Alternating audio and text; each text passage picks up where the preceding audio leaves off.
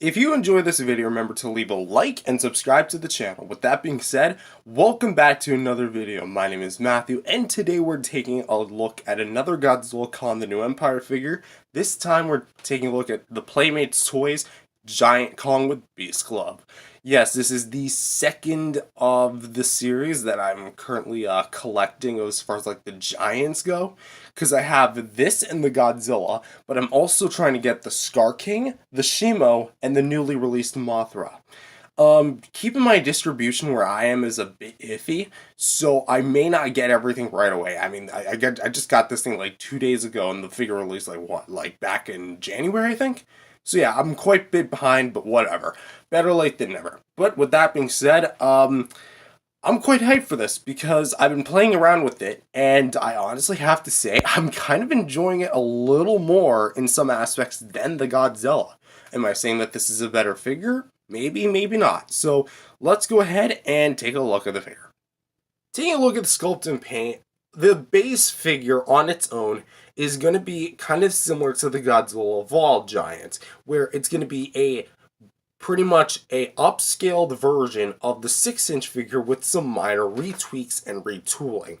And that's going to be primarily more what happens here rather than the Godzilla Evolved, because there was some differences with the Evolved. Here, it's going to primarily be, again, based the same. The head features a pretty good gray spray. They kind of like circuloid around the entirety of like the front face. And we do kind of have like the sides of the head where they are like using the base brown color with all the fur detail, which kind of works better because Kong on the 6-inch figure had better detailing than the Godzilla Evolved. And so here it's not as big of a problem because there really is no like smoothened out places unless it's like the bare skin area, which makes sense. Mine has a few paint nicks of the gray here and here right out of the box because it was open box, so children probably got at it. And before you say, oh, why didn't you pick another one? It was the only one they had in stock, so yeah. But we do have some nice eye paint. Thankfully, it's not like the 6-inch version where mine were like completely bug-eyed, and I think it was like that per all units. And so thankfully, we can actually see what the eyes look like properly, and he looks pissed. He blatantly looks pissed. The nostrils are actually sculpted pretty well, although they are not like overly deep in. They are deep in. Like if you want to talk about deep, look no further. Oh crud, knocking over my light. Look no further than the nostrils on the Kong Skull Island 6-inch figure, which ironically, I know these two are not in scale. He'd be like 3 times his size. But yeah, moving back to the Giant Kong, as we can see, he is jam-packed with a lot of nice detail, especially like in the mouth, because we have the individually painted teeth, the individually sculpted canines, and taking a look at the tongue. It's not as well sculpted as I think it should have been, nor is the top of the mouth, but it does get the job done. And is at least serviceable. And I feel like that's a good way to put this figure. A lot of the things here are serviceable. They're not done the best, but they are done at least to what they offered with the budget. And we have some nice sculpted in ears. And overall for the face, pretty well done, especially like the beard and how it's like all an open mouth. So going down to the chest, we have like all the major pecs. We have his like, I think that's like a 6-pack, and then we have like the man breasts, and then we have the slashes that he gets. These 3 slashes he got from Skull Island. These 3 slashes he actually got from Godzilla. So I feel like that's a really good sense of continuity. However, even though the gray spray is done really well as far as like the pecs are concerned, I'm still not a fan of the way they're doing the scars because I feel like there should be at least a bit of detail, not just paint. I will say the paint application is actually done pretty well, especially like the peach application on it, but it's just, again, not done the best. I definitely would have preferred something, again, a bit more like sculpted in, but again, it's serviceable. The Beast Glove. Let's talk about the Beast Glove because there are some differences here. As you can see, the Beast Glove arm is obviously a back for this one. We have some like gears here, and we have like some more like the strap and like the lining work. Let's see, VT61. I don't know if that's a reference to something. HT42.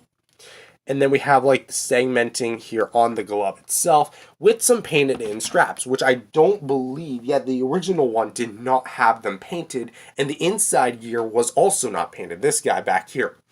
And the detail for the arm itself, like the base fur, again, still looks really good. It's just upscaled and definitely works a lot better. And then we have like the gray palm painted pretty well. Then we have like the brass knuckles, which are essentially what they are, even though they're definitely not made of brass. Apparently this thing's made from Mecha Godzilla, which honestly would fit continuity-wise. And as you can really see, like this has like a lot of great detail that I think works better on this than, again, the 6-inch version because it's more compact. Here you can definitely see a lot more of like those details that you see within the Beast Glove itself. So one final look here, and you can just kind of see like all like the mechanical components on the Beast Glove itself. Moving down to this arm, you can kind of see more like that burst segmenting, how it's all wavy. Not too much like as far as like paint goes, because it's all just one solid brown color. Except when we get to the wrists, where you can kind of see it's a lot lighter. Not too much in the way of like paint variety, but it does have a nice gray spray. At least I think it's a gray. It's the whole thing. No, it's not. It's not just. It's just a spray. Okay, I thought the whole thing was gray. Like, am I going nuts? No, because like this side. But whatever. As you can see, it's definitely a lot better painted this go around than the other one, which was like the other two were just plain black. This actually has a bit of gradation from its brown color to its more gray coloring, which I definitely like a lot. Going on down to the legs here, we can definitely see like a lot more of those sculpted details here with the like the fur pattern and such going on down and like all the segmenting. We do get some screw holes right here as well as on the back, which monkey booty. We can obviously see like all of those screw holes, but again, I've said this time and time again, and I'll continue to say it, I do not mind these screw holes. Well, I definitely think that I can understand why people wouldn't like them. I personally don't mind because I grew up with toys that had screw holes. And, okay, I'm just realizing, this Kong also has glittery plastic. I'm literally just realizing this now. It's very much, yeah, you can kind of see it right up to my finger. There's some form of glitter in there. How about that? Okay, so back to the legs. More wavy, kind of fur patterns. And we can kind of get to like the spray to the toes here. And I think it overall looks really nice as far as like the gray spray and how it like overall works with applying it to a much bigger figure and giving it some more intricate detail. But as far as like the sculpt and paint itself overall goes, I definitely think that the sculpt and paint definitely did a much better job on the Kong than it did the Godzilla. Just because the Godzilla just some parts of it just weren't all that great, especially like the spray and the eye application and the spray on the stomach. Those were kind of disappointing to me. But as far as the Kong goes, this is actually really well done. And even though, again, it's just the same figure from the 6-inch blown up, I think that, again, because the original Kong was a lot more detailed as a figure, this definitely warrants at least a lot of credit where credit is due. So overall, I definitely think that this guy definitely got the better treatment of the bunch and really is well detailed, especially for a Playmates figure that's only like, what, $25? Yeah, still really good. Alright, next up we've got articulation. Now, because these are upscales of the original 6-inch figures, even though these were released at the same time, we actually have some pretty good articulation this go around, and I think, sorry, I'm a little bit nose clogged. I actually think that this is probably the most articulated tall figure I have, like, as far as giant goes, but whatever. For the head, we have a swivel.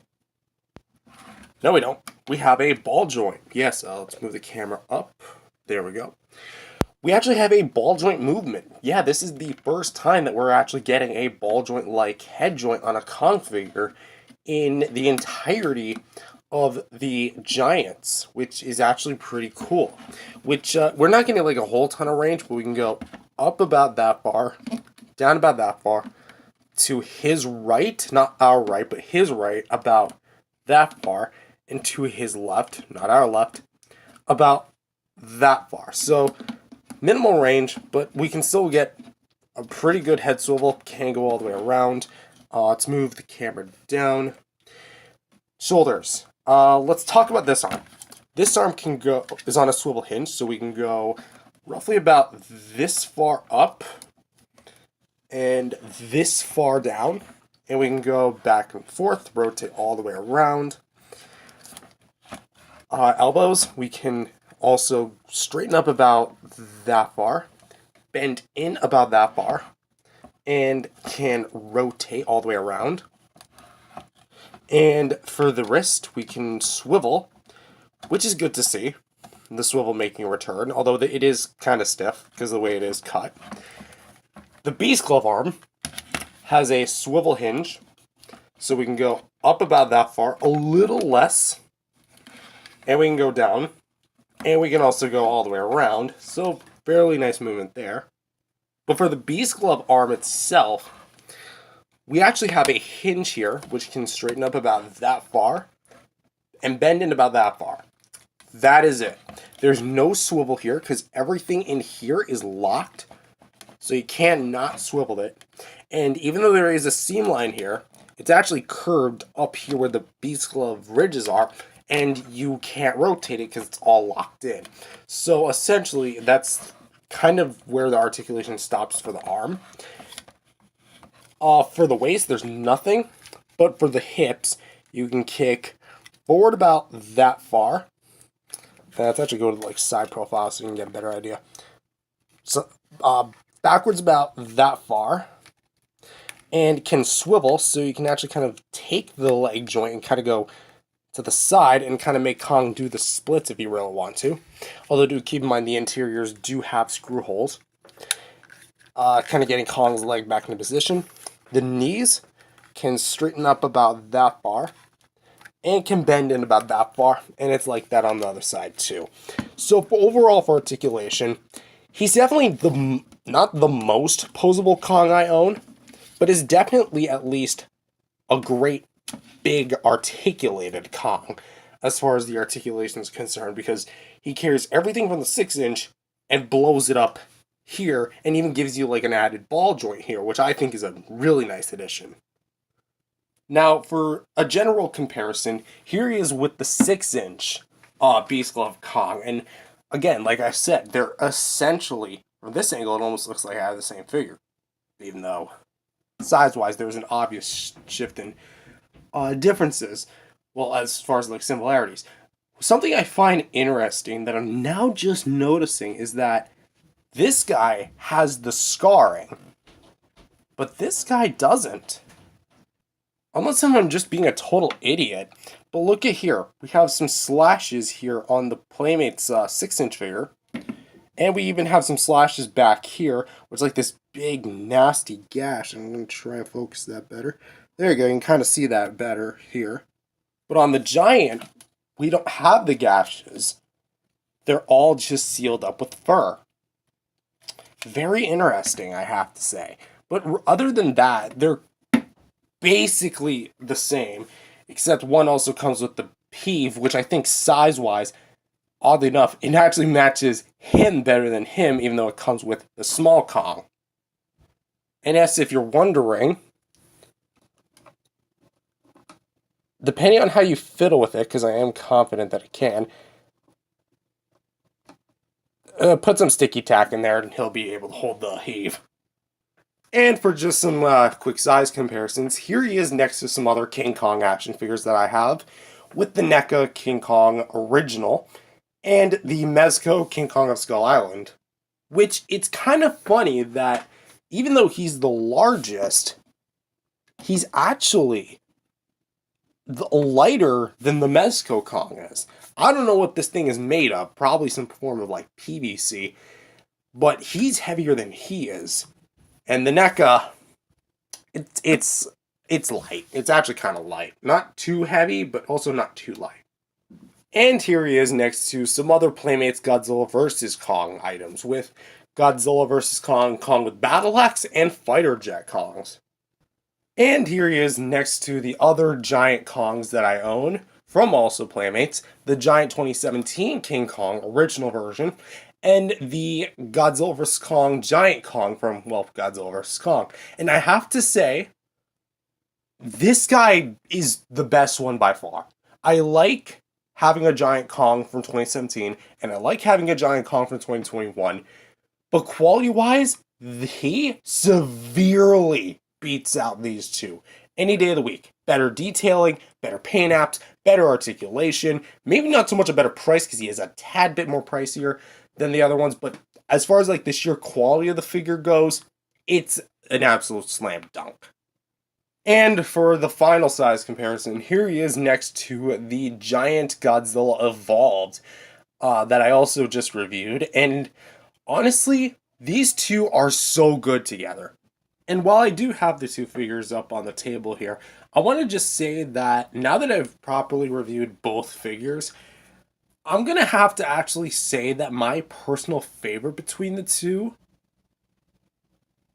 it's got to be Kong. I know. But here's the thing.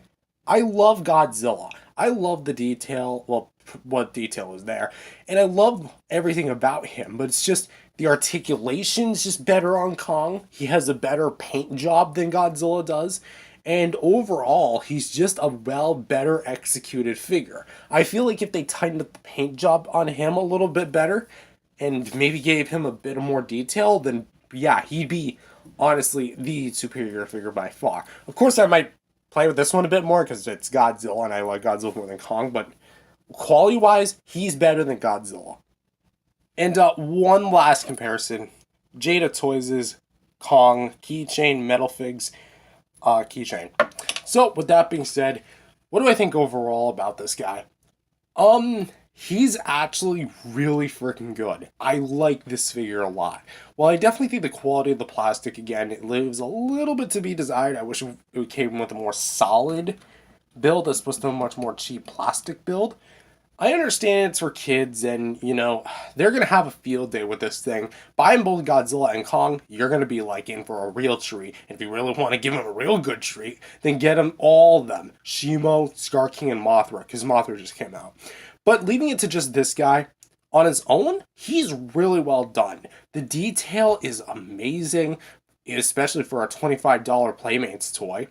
The paint job, while it's not, again, the most extravagant, it's actually got some really good applications, even though mine is a bit scuffed on the brows. It actually has, again, some better applications and some paint work that's not even found on the 6-inch figure, like, for example, the straps back there.